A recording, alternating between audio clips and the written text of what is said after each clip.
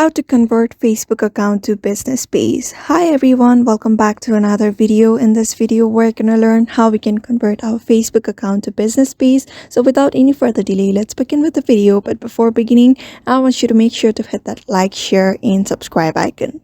So in order to convert our Facebook account into business page, you just need to open up your app in your mobile device. After opening up your mobile device, just log in into your account that you want to change or convert into a business page. After that, you just need to you will be able to see this home interface. So here I just want you to scroll to or navigate to the menu bar. After that, simply tap on your profile, and here just tap on the three dot. You can see after tapping on it, you'll be able to see a bunch of options here. First of all, I want you to tap on follow settings. After tapping on it, you can see here who can follow me. Just change it into public if it is not, and here we can see your followers. Change it into public as well. And here you can see who can comment or your public post. Change it into public. Basically change everything into public.